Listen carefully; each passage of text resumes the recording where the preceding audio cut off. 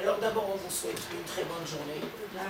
Et on est toujours très content de se revoir. Et aujourd'hui, nous allons commencer la paracha de Chaye Sarah. Je vous ai marqué au tableau le titre de la paracha. Alors, dans la paracha, nous avons deux grands chapitres, deux grands sujets. Le premier, c'est la disparition de Sarah et de Abraham. Au début de la paracha, c'est le décès de Sarah, et à la fin de la paracha, c'est le décès d'Abraham. Et par la même occasion, c'est aussi le décès d'Ishmaël. Alors, je reprends. Le premier sujet de la paracha, c'est le décès de Sarah, le décès d'Abraham, et ensuite le décès d'Ishmaël. Deuxième grand sujet, c'est la rencontre avec Rivka, le chidour de Rivka.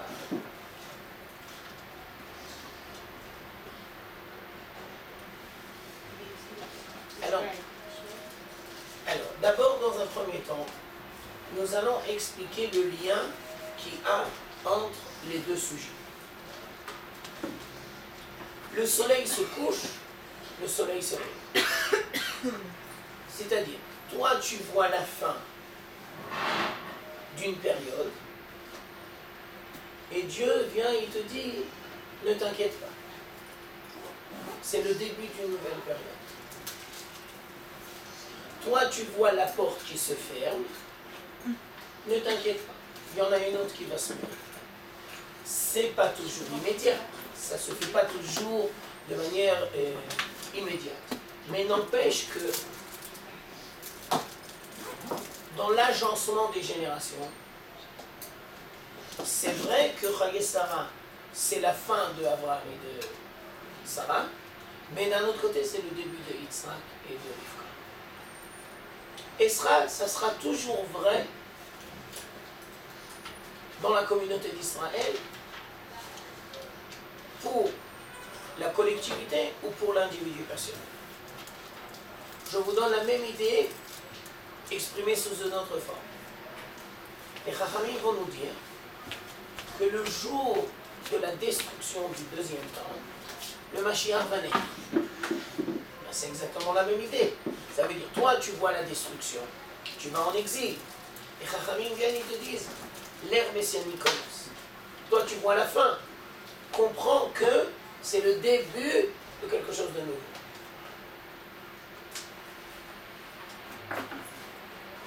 La même idée sous une autre forme. Il faut apprendre à voir à court terme, il faut apprendre à voir à long terme. Et donc, peut-être, c'est pour cela que nous avons deux yeux. Un œil pour voir à court terme. Voir à court terme, ça veut dire se mesurer avec les problèmes du présent. Mais si tu vois que les problèmes du présent, parce que des fois tu risques de tomber dans l'angoisse ou dans le désespoir. Ou des fois tu risques de te dire, mais qui va m'assurer que j'ai les forces de surmonter l'événement? Alors c'est pour cela qu'il faut voir aussi un long terme. Quand tu vois un long terme, tu prends les proportions, tu relativises. Et donc on a deux yeux. Et ce serait bien que les deux soient de la même grandeur. Pas que tu commences à loucher. C'est pas bien de loucher. À se loucher, ça voudrait dire que tu en as un qui soit plus grand que l'autre. Si tu vois uniquement à long terme, c'est aussi dangereux. Parce que tu risques de ne pas être à l'écoute de la douleur ou de la détresse.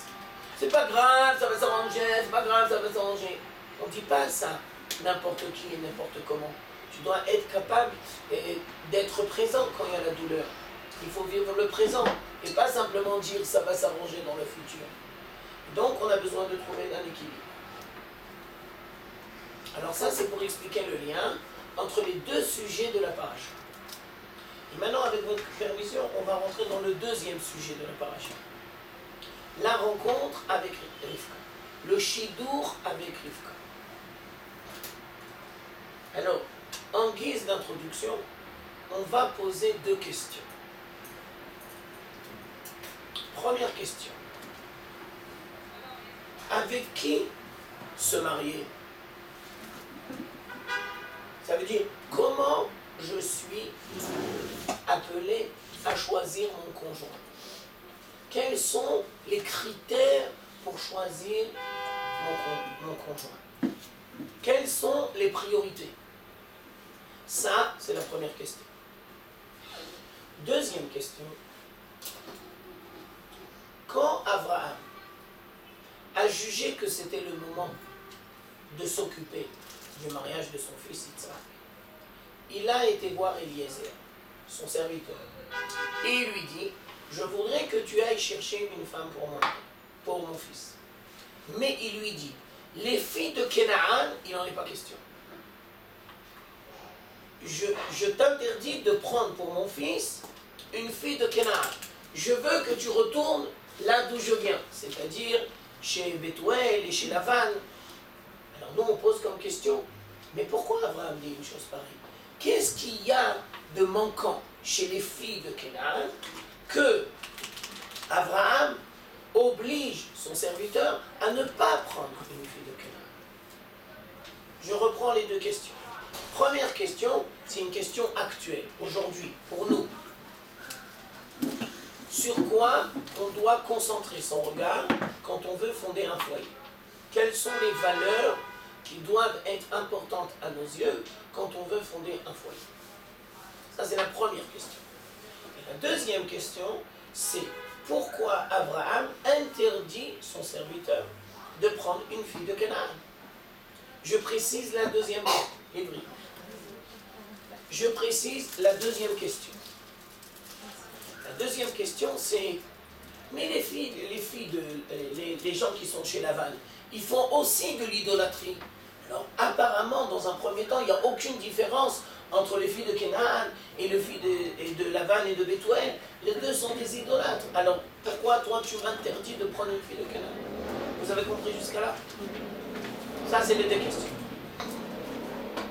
Alors, d'abord, on va répondre à la première question. Comment choisir son mari? C'est celui que je choisis. Non. Quels sont les critères? Alors, la même question sous une autre forme. Quand je me devrais d'éduquer mes enfants, que j'aurai avec mon conjoint, quelles sont les valeurs les plus importantes de l'éducation? Quand tu sais répondre aux dimensions de ton conjoint, tu sais répondre aux dimensions de l'éducation. Quand tu sais répondre à l'éducation, tu sais répondre au conjoint. C'est exactement la même chose. Alors il faut savoir que dans l'éducation, il y a deux grandes dimensions. Je commence par la seconde. Je ne commence pas par la première. Tu dois donner à tes enfants, des outils qui vont leur permettre,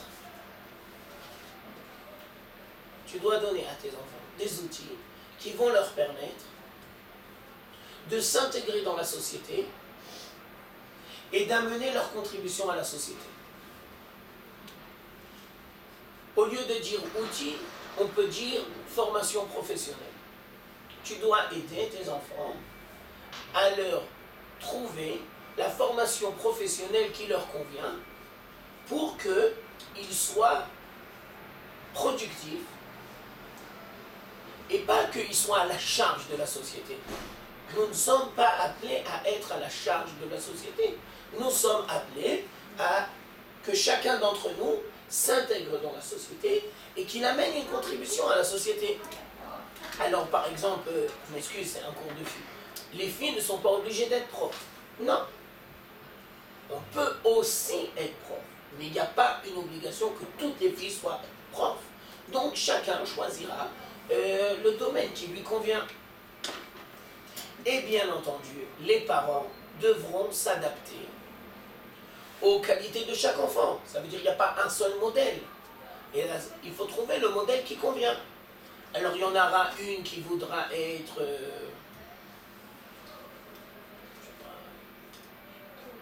dis-moi. Avocate. Dis-moi un autre exemple. Chanteuse, exactement. Une troisième qui voudra faire de la manicure. Une quatrième qui voudra faire de l'informatique. Ça veut dire qu'il n'y a pas un seul modèle. Le modèle, c'est selon les capacités de l'enfant. Et toi, tu dois aider ton enfant à définir ses capacités et à le mettre sur la voie. Mais il faut bien comprendre que la réussite professionnelle, c'est la deuxième dimension. C'est pas la première dimension. Je t'en prie. La première dimension,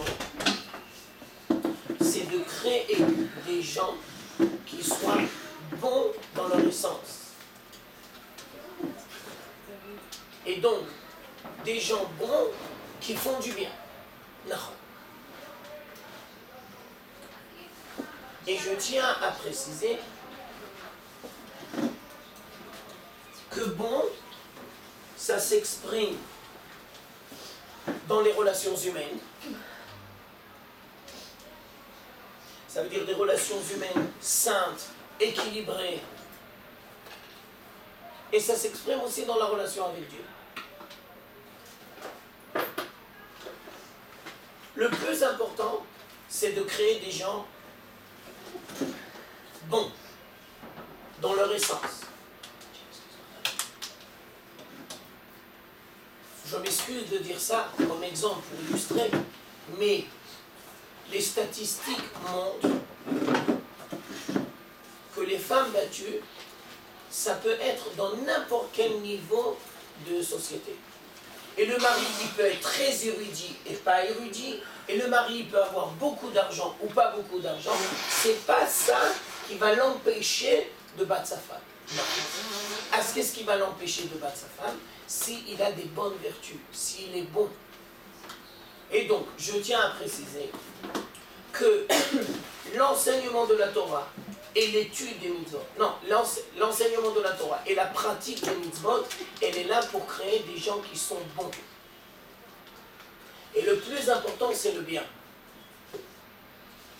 Et pas la réussite professionnelle. Et pas le statut économique. Je m'excuse de le dire de manière un peu crue, c'est le contraire de ce que nous enseigne en France. En France, on mettra toujours l'accent sur les études. Mais des fois, ça risque d'engendrer, dans certains cas, des conséquences très négatives. Il n'y a pas que la réussite professionnelle dans la vie. Et il y a des gens qui ne vont pas faire des études, mais ils sont bons dans leur essence. Et donc ils vont amener une contribution plus importante à la société. On va dire la même chose sous une autre forme. Si tu vois une société où il y a de la violence, et je me permets de dire au passage qu'aujourd'hui, ça n'existe pas des sociétés où il n'y a pas de violence. Alors ça veut dire que dans l'éducation, il y a quelque chose qui foire. Parce que normalement, une société bonne dans son essence, alors il ne doit pas avoir de violence. Si tu dis qu'il y a des violences, ça veut dire qu'il y a un dérapage, il y a quelque chose qui ne marche pas. Et donc ça veut dire qu'il y a des valeurs qui ne sont pas acquises. Et normalement, il y a des choses qui ne devraient pas apparaître. Et au sein de la communauté d'Israël, c'est encore pire que tu sois de la communauté d'Israël et qu'il y ait de la violence. Pas possible. C'est inconcevable. C'est inacceptable. Ça veut dire qu'on se plante complètement dans l'éducation. Alors, si tu comprends que dans l'éducation de tes enfants, il y a deux priorités, ou non, il y a deux domaines, mais il y en a un qui est priorité. Créer des gens qui sont bons. Et l'étude de la Torah et la pratique des mitzvot, elle est là pour ça, pour créer des gens qui sont bons dans leur essence. Alors maintenant, on calque et on dit, quand tu vas choisir ton mari, c'est la même chose. Tu ne devras pas être aveuglé par la réussite professionnelle. Tu ne devras pas être aveuglé par l'aisance matérielle. Tu devras chercher l'essence. Et l'essence, c'est les vertus. L'essence, c'est le bon. Et on va dire que la vertu par excellence, c'est le chesed. La vertu par excellence, c'est le chesed. S'il y a du chesed, il y aura tout. Si Dieu préserve, il n'y a pas de chesed, alors il n'y aura rien. Le foyer, non, la base du foyer, le fondement d'un foyer, c'est le chesed. Voilà. מעולה, השם יברך אותך, תודה רבה מאוד. Rien à dire, alors, je continue. Le plus important, c'est les vertus. Et malheureusement, nous vivons dans une génération où on ne met pas suffisamment l'accent sur les vertus. Je m'excuse de le dire, et c'est un peu une généralité, mais n'empêche que c'est vrai. Si le taux de divorce, il est sans arrêt en augmentation, et le taux de divorce, on va le dire de manière très sincère, il est en augmentation, pas que chez les gens qui sont laïcs, qui sont aussi en augmentation chez les gens qui sont religieux. Alors ça veut dire qu'il y a des dysfonctionnements. Ça veut dire que dans les relations humaines, il y a quelque chose qui foire. Ça veut dire que dans les vertus, il y a quelque chose qui foire. Alors maintenant, je vais encore plus loin dans mon analyse. Ça veut dire que tu peux être dans la Torah et des fois être un peu à côté de la plaque. Peut-être dans la Torah et avoir un petit côté laïque. Non. Tu peux être dans la Torah et avoir des dysfonctionnements. Normalement, si tu es dans la Torah correctement, tu dois prendre conscience de tes dysfonctionnements et tu dois t'en occuper. Mais ce n'est pas parce que tu es dans la Torah que tu vas prendre forcément conscience de tes dysfonctionnements, et ce n'est pas parce que tu es dans la Torah que tu vas t'en occuper correctement. Je vous donne un exemple. Monsieur le rabbin, je voudrais vous faire part de mes problèmes conjugaux. Oui, il n'y a pas de problème. J'écoute. Et après un quart d'heure, 20 minutes, j'ai l'impression que vous devrez aller chez un conseiller conjugal. Et si le rabbin n'est pas capable de dire ça, et que le rabbin il a la prétention de trouver une réponse à des problèmes graves au sein du couple, et qu'il n'a pas reçu la formation professionnelle adéquate, et bien le rabbin il risque de faire de grosses bêtises. De la même manière que si quelqu'un il a mal à la gorge, ben, il va chez le médecin. Et normalement, il ne va pas que chez le rabbin. Il peut aller chez le rabbin, mais ça ne suffit pas d'aller chez le rabbin. Tu dois donner une réponse. Tu dois donner une réponse spirituelle. Donc tu vas chez le rabbin. Mais tu dois aussi donner une réponse matérielle. Et donc le rabbin qui fait correctement son travail, si tu es malade, dit oh, monsieur, vous êtes obligé d'aller chez le médecin. Et bien la même chose dans les problèmes conjugaux. S'il y a un problème conjugal, le rabbin peut apporter sa contribution. Mais n'empêche que le rabbin n'a peut-être pas forcément reçu la formation professionnelle adéquate pour savoir gérer correctement des problèmes conjugaux. Il faut être conseiller conjugal, il faut apprendre conseiller conjugal. Nachon. Alors je reprends ce que j'étais en train de dire. Quand tu choisis un mari, le plus important c'est les vertus. Le plus important c'est le bon. Et tu dois mettre l'accent là-dessus. La même idée exprimée sous une autre forme. Et après on rentre dans la paracha.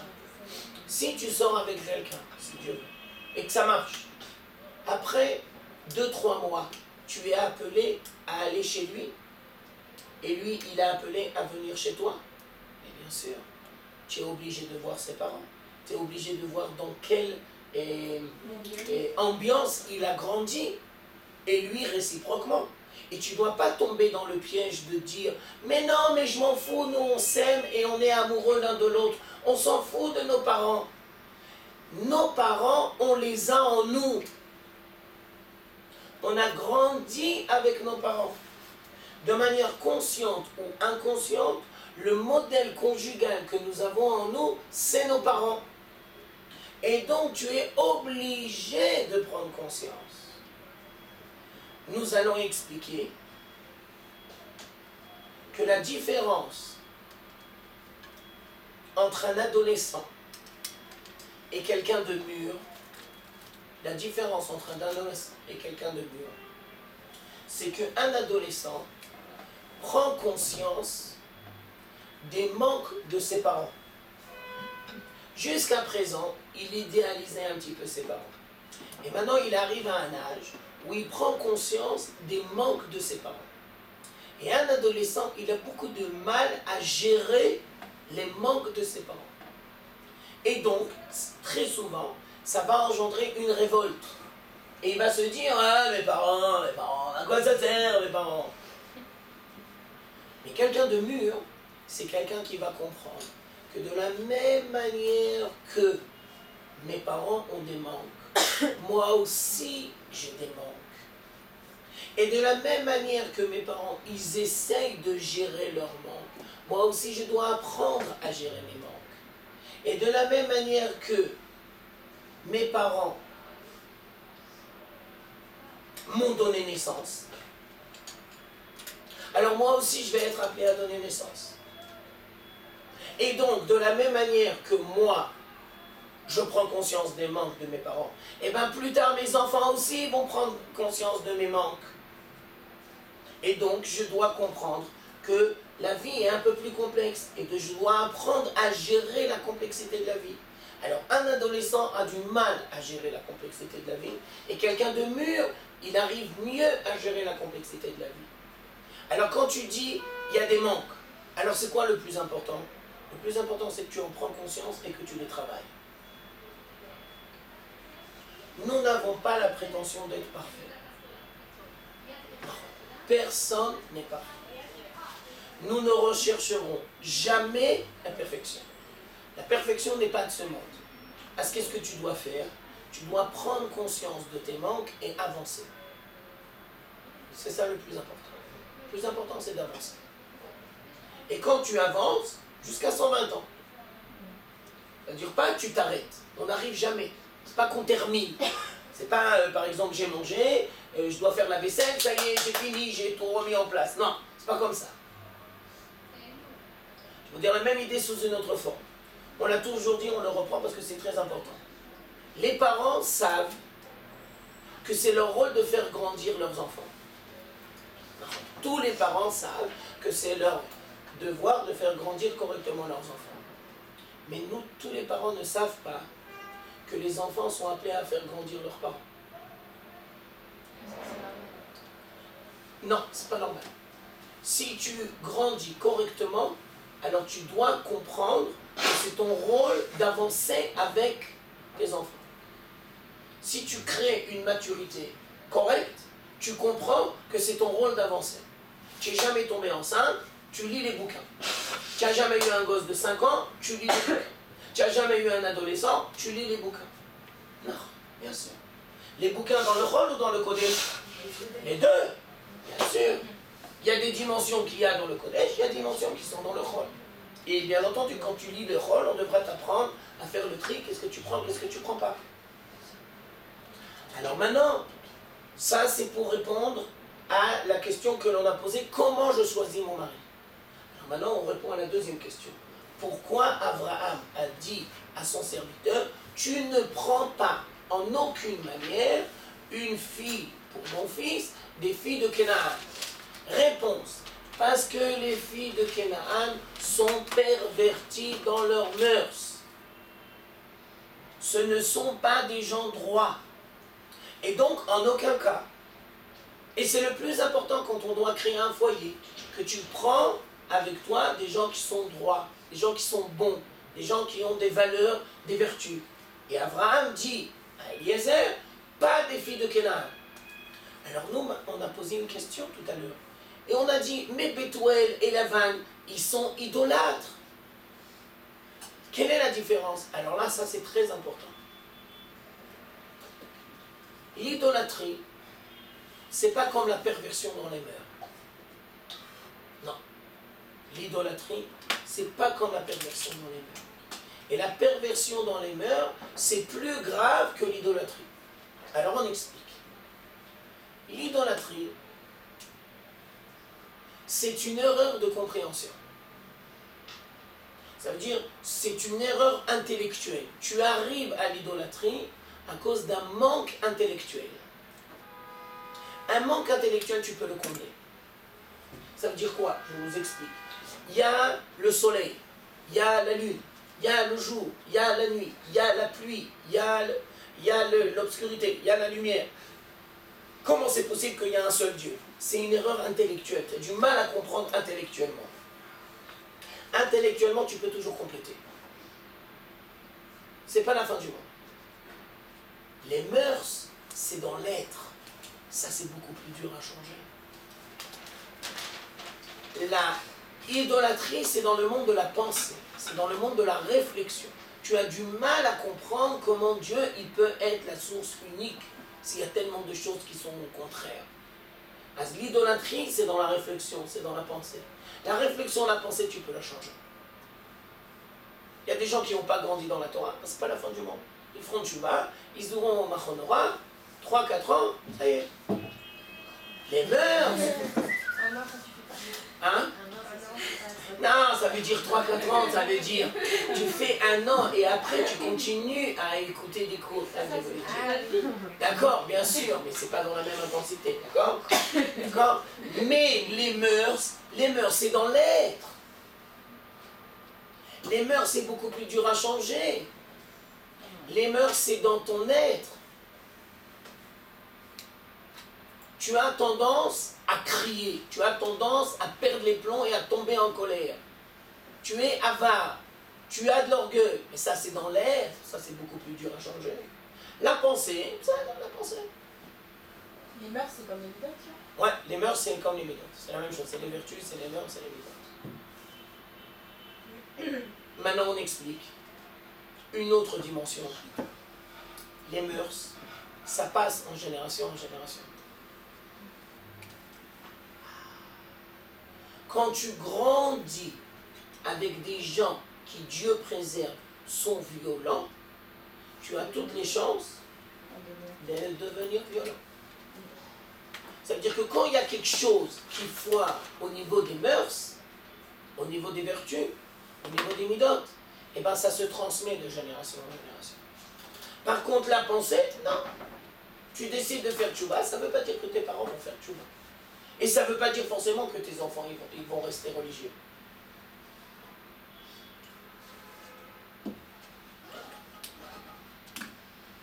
Alors on explique que dans l'éducation des enfants et dans le choix d'un mari, le plus important, c'est les midotes. Et même si chez Bethuel et chez Lavan, ils étaient idolâtres, Abraham dit à Eliezer, c'est pas grave, peut-être que là-bas tu pourras trouver une femme géniale pour mon mari. Eliezer, il y a et il va rencontrer une femme géniale, comme ça arrive très souvent. Elle s'appelle Rivka. Alors maintenant on va poser une nouvelle question. Qu'est-ce que Eliezer a vu chez Rivka qui va lui faire prendre conscience qu'il a exactement trouvé chaussure à son pied? Réponse, le chesed, la bonté du cœur. Ce n'est pas l'égoïsme, ce n'est pas quelqu'un qui est concentré uniquement sur son nombril. Alors maintenant, comment ça s'exprime le chesed? Alors le chesed, ça s'exprime toujours dans 3 dimensions. Première dimension.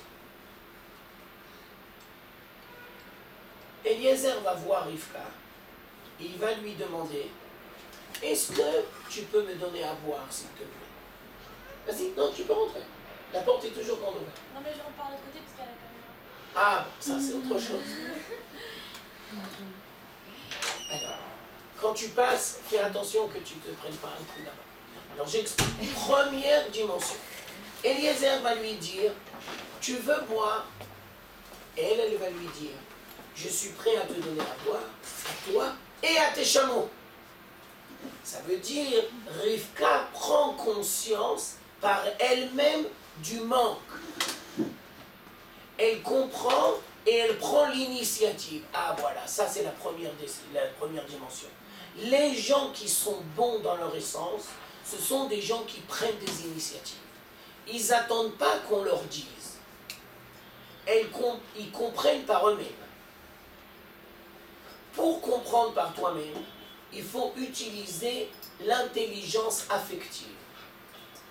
Alors les gens bons, ce sont des gens qui ont une intelligence intellectuelle et une intelligence affective développée.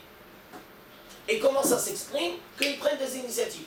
Alors je m'excuse de vous donner un exemple bête et méchant. Tu rentres dans ta dira le soir et tu vois qu'il y a le grand baladan. Et c'est pas ta Torah non. Et ben tu vas pas dans ta pièce et tu t'enfermes. Et ben tu dis. Maintenant, bien entendu, il faut faire très attention. Pourquoi? Parce que si c'est toi qui prends toujours les initiatives, je m'excuse de le dire vulgairement, tu risques de devenir un pigeon.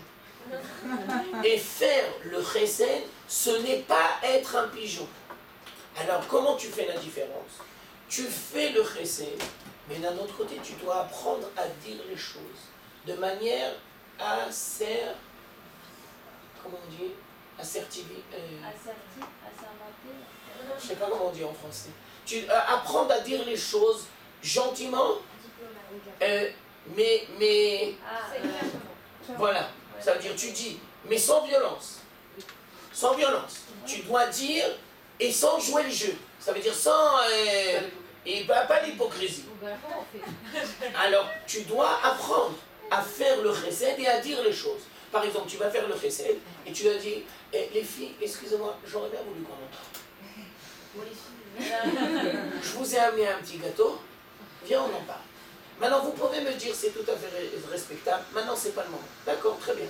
Alors, viens, on dit, quand est-ce que vous voudrez qu'on en parle? Et j'ai besoin d'avoir tout le monde. Oui, parce que c'est trop important.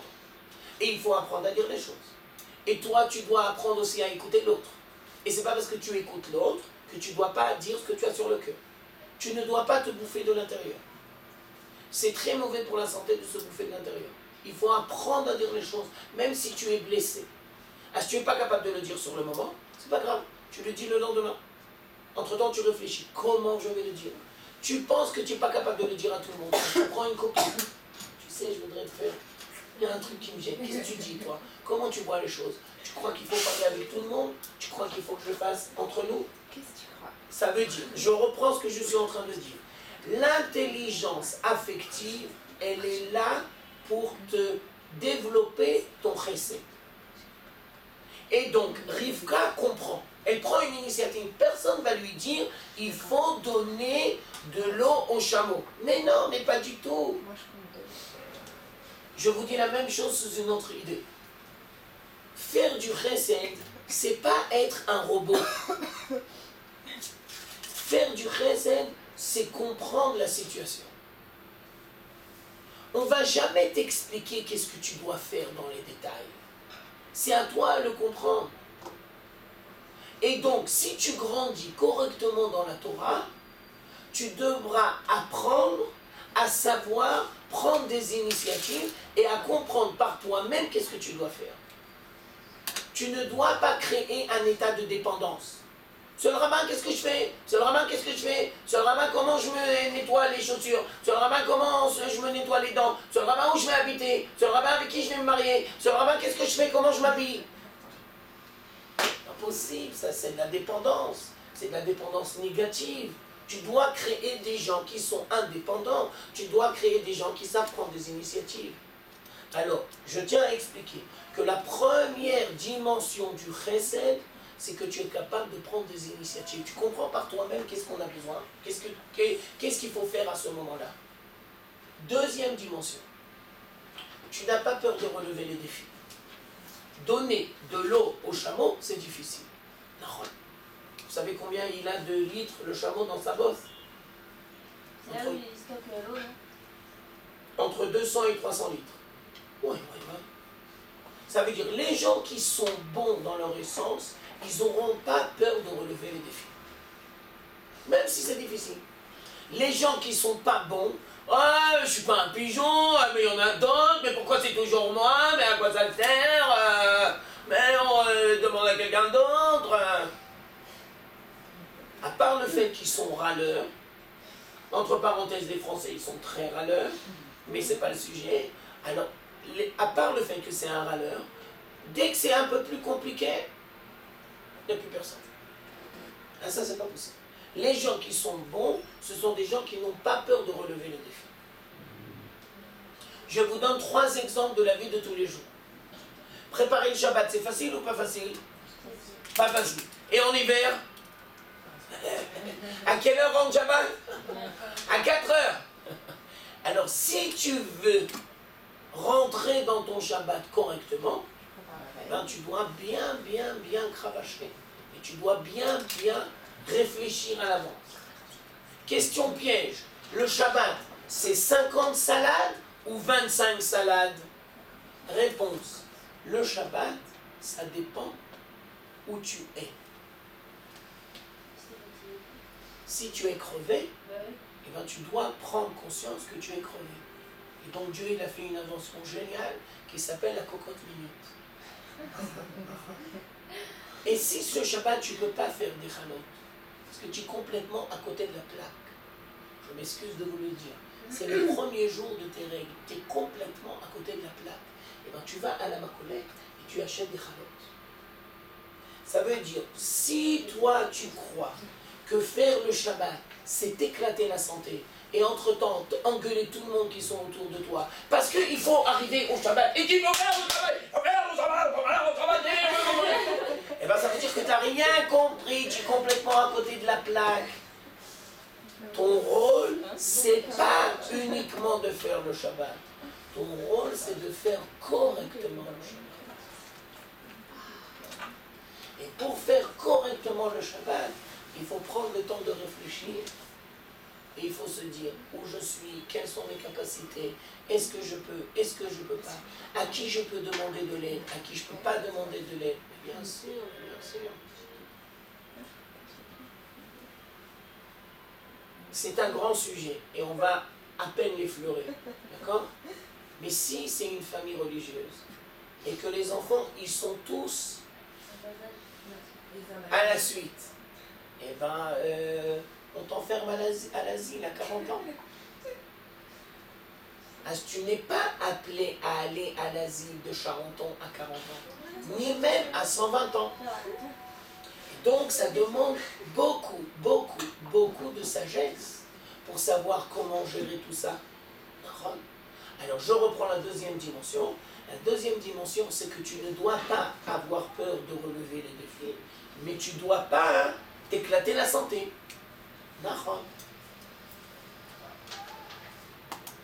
Troisième dimension. Rivka, quand elle fait du chesed, elle le fait de tout son cœur. Et comment ça s'exprime qu'elle le fasse de tout son cœur? C'est qu'elle le fait avec empressement. Tu n'as pas besoin de lui dire 10 fois la même chose. Et elle le fait vite et bien. Quand est-ce que tu fais les choses vite et bien? Quand tu comprends l'importance de la chose. Et quand tu es attaché à la chose. Alors faire du chesed, c'est pas faire le chesed pour faire le chesed. Tu fais du chesed parce que tu comprends qu'il faut faire du chesed. Et tu fais du chesed parce que tu comprends la valeur du chesed. Et donc tu essaies de le faire vite et bien. Mais je tiens à préciser que vite et bien ne doit pas se faire à tes détriments ou au détriment des autres. Alors maintenant, on va expliquer la même chose sous une autre forme. C'est quoi le danger de nos grands-mères? C'est que nos grands-mères, ils sont tellement expérimentés parce qu'ils ont 30, 40, 50 ans d'expérience qu'ils ne font jamais rentrer les bonhommes dans la cuisine parce qu'ils savent qu'ils n'ont pas la même expérience qu'eux et que quand ils vont le faire, ils ne vont pas le faire vite et bien. Alors ils font tout eux.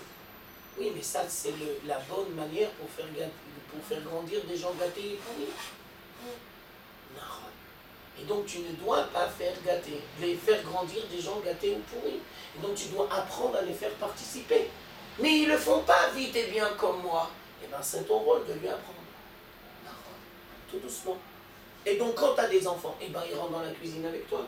Mais bien sûr. Et ton mari aussi. Mais bien sûr. Tout ne repose pas sur tes épaules. Alors, je reprends les 3 dimensions du chesed. Première dimension, c'est que tu prends des initiatives. Intelligence affective. Tu comprends par toi-même qu'est-ce qu'il faut faire. Tu n'as pas besoin qu'on te le dise, tu comprends par toi-même. Et tu sais t'adapter forcément à des situations qui sont changeantes. Deuxième truc, tu n'as pas peur des défis. Et donc même si c'était difficile pour Rivka, ben c'est pas grave. Elle le fait avec empressement. Elle le fait même si c'est difficile. Et troisième truc, tu le fais avec empressement. Alors on explique. Ce que tu aimes, tu le fais avec empressement. Ce que tu n'aimes pas, tu vas le repousser. Ou bien tu vas demander à d'autres qui le fassent à ta place. Et donc c'est parce que tu ne comprends pas le truc, tu n'es pas attaché. Si tu es attaché, tu le fais avec empressement. Et tu le fais bien. Je vous donne un exemple. Est-ce qu'on n'aime pas faire, on peut le déléguer? Alors, ce que tu n'aimes pas, il y a deux possibilités. Tu peux apprendre à le déléguer. C'est légitime.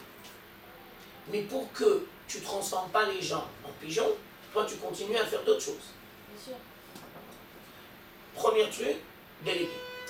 Deuxième truc, il y a des choses que tu seras obligé d'apprendre à faire. Non. Il y a des choses que tu ne peux pas déléguer. À toi de choisir et de savoir réfléchir. Par exemple, je te donne un exemple. Changer un enfant. Non, Ouais, parce que tu es une mère. Mais si tu dis ça à un père, mais j'aime pas vos passages. alors le repassage, c'est pas la fin du monde. Il y a des gens qui repassent, tu leur payeras 25 shekels. Si tu as des enfants qui sont prêts à le faire, il n'y a pas de problème. Mais avant que tu vas donner le faire à tes enfants, tu le donneras. Non, mais je peux donner l'envie à mon mari de le faire avec empressement. J'ai l'impression que c'est de la manipulation. Tu peux lui demander gentiment, je n'aime pas tellement repasser. Est-ce que toi, tu voudrais le faire à ma place avec grand plaisir? Je ne t'impose pas de le faire. Moi, je sais que ça me saoule. Est-ce que toi, tu voudrais le faire? Son mari va te dire, ça me saoule de repasser. À toi, tu comprends que c'est légitime, puisque toi, ça te saoule. Alors tu dis, alors viens, on cherche ensemble une solution. On va voir le mec normal, on lui donne à repasser. Non. Par rapport à l'exemple que tu viens de dire, que tu saches que le repassage te saoule, c'est tout à tes honneurs. Et tu dois apprendre à faire partager l'autre. Et tu dois lui dire. Oui. Tu comprends? Bien sûr, comme ça il sait. Et donc comme ça, ensemble, vous trouvez la solution qui vous convient.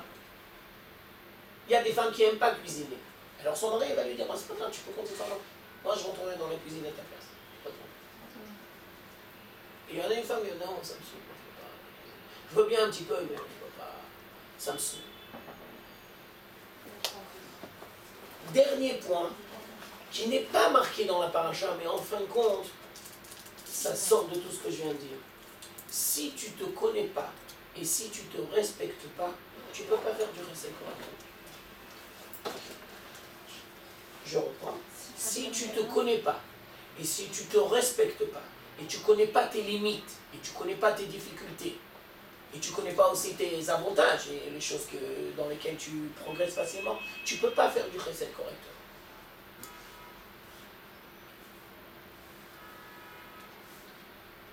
Et donc, à la lueur de ce que je suis en train de dire maintenant, je vais vous donner un cinquième point. Le quatrième, c'est ce que je suis en train de dire. Ça veut dire, tu dois apprendre à te connaître, à te respecter et à gérer tes difficultés. Maintenant, cinquième point, tu devras toujours être sincère avec toi-même, tu devras toujours être sincère avec les autres, si tu veux faire vraiment du recel. Par exemple, elle a dit très justement, le repassage, ça me saoule. Eh bien, c'est tout à ses honneurs qu'elle sait dire, le repassage, ça me saoule. Et donc, elle devra faire part, de manière sincère et honnête, à son mari, et ensemble, ils vont trouver leur solution. Maintenant, si tu es capable d'être sincère avec toi-même, tu seras sincère avec ton mari, et ton mari sera sincère avec toi, et maintenant, j'attire l'attention, et tes enfants seront sincères aussi avec toi-même. Par exemple, tu vas dire, Mouché, tu veux faire la vaisselle? Non, ça me saoule. Tu veux bien jeter la poubelle? Ouais, avec grand plaisir. Si il va te dire, ça me saoule de faire la vaisselle, toi tu vas lui dire, alors qu'est-ce que tu voudrais faire? Alors il va te dire, toi tu vas lui dire, vas-y. Ça veut dire, il faut qu'il y ait toujours un échange. Pour qu'il y ait un chesed qui soit véritablement constructif, il faut qu'il y ait un échange entre les personnes. S'il y a du chesed, mais qu'il n'y a pas un échange, ça ne sera pas un bon chesed. Mais si tout lui saoule? C'est pas possible. Et tous les enfants, tout leur saoule, fait grève. Non. Je m'excuse de te dire ça, je vais le dire de manière un petit peu généralisée. D'accord? Mais les enfants sont le fruit de l'éducation des parents. Les enfants, je m'excuse de te dire ça, c'est un petit peu de la pâte à modeler. Et donc, si tu fais grandir tes enfants dans l'oisiveté et la paresse, et si tu fais grandir tes enfants dans l'opulence et dans la fainéantise, c'est pas le problème de l'enfant, c'est le problème des parents. Ça veut dire que c'est les parents qui font pas correctement leur travail d'éducateur et qui savent pas faire greffer ou partager les tâches familiales à tout le monde. Les enfants, c'est de la pâte à modeler.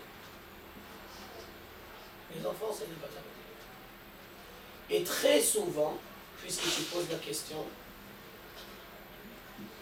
les dysfonctionnements des enfants, c'est la faute des parents. Ça s'exprime chez un dysfonctionnement chez les enfants, mais ça commence chez les parents.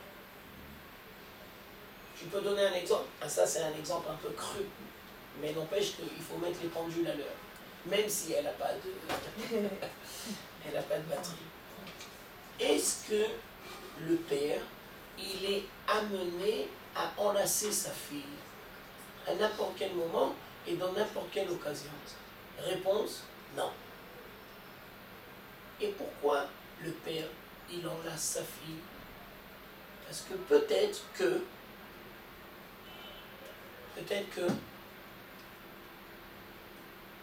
complétez la phrase. Vous êtes plus avec moi?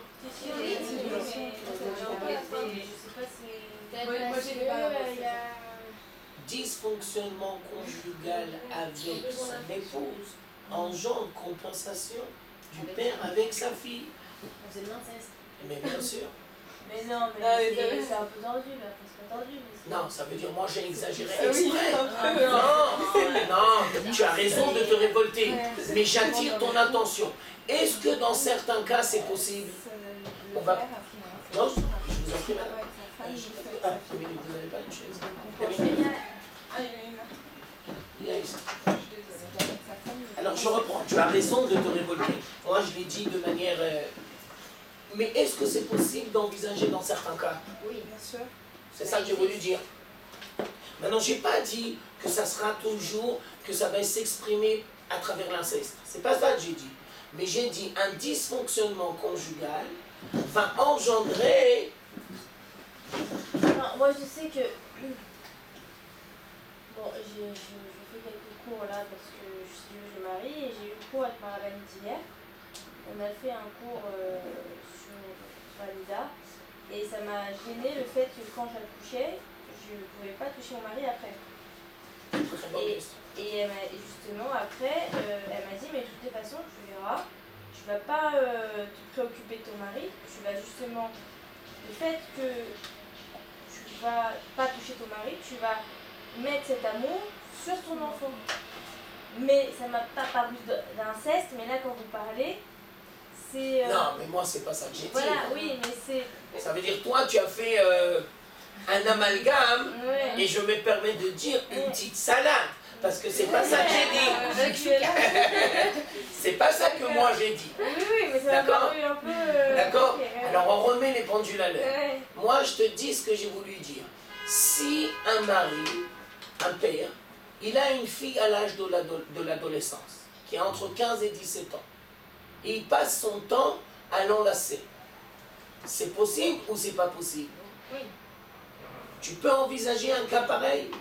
Maintenant, est-ce que toi, tu es capable de comprendre que ça peut exprimer un dysfonctionnement? Oui. C'est ça que j'ai voulu dire. Oui. D'accord? Alors maintenant, je reprends l'idée qu'on était en train de travailler maintenant. La dernière idée qu'on est en train de travailler maintenant, c'est qu'on a dit que tu ne peux pas faire du chesed si tu ne te respectes pas, et si tu ne respectes pas les difficultés des autres, et si tu n'apprends pas à en parler. Et tu dois apprendre à parler des choses qui te sont difficiles. Et donc, forcément, ça sera du vrai chesed. Mais le mauvais chesed, c'est que tu vas faire du chesed, mais tu ne vas pas parler de tes difficultés. Et donc ça va exploser tôt ou tard. Et donc ça, c'est pas du vrai chesed. D'accord? Alors je reprends tout ce que j'ai dit parce qu'on arrive bientôt à la fin du cours. On a dit, le grand sujet du cours, c'était sur quoi Abraham demande à Eliezer de concentrer son regard. Quelles sont les valeurs qui doivent être la base pour créer un foyer? Et on a dit que les valeurs pour créer un foyer, c'est les mêmes valeurs que dans l'éducation. Et donc, il y a la réussite professionnelle. Mais avant la réussite professionnelle, il y a l'être. Et donc maintenant, je suis à la fin du cours. Le chesed, c'est pour faire grandir des êtres correctement. Le plus important, c'est faire grandir l'être. Créer des vraies relations. Créer des êtres. La Torah, elle est là pour créer des êtres, pas des robots. Si tu es dans la Torah et que tu oublies l'homme, alors ça veut dire que tu t'es planté. Et je reprends ce que j'ai dit. Le vrai chesed, ça veut dire que chacun, il dit exactement là où il est. On veut tous faire du chesed, mais on a des difficultés. Alors il faut apprendre à en parler, et il faut apprendre à gérer nos difficultés. Dernier point.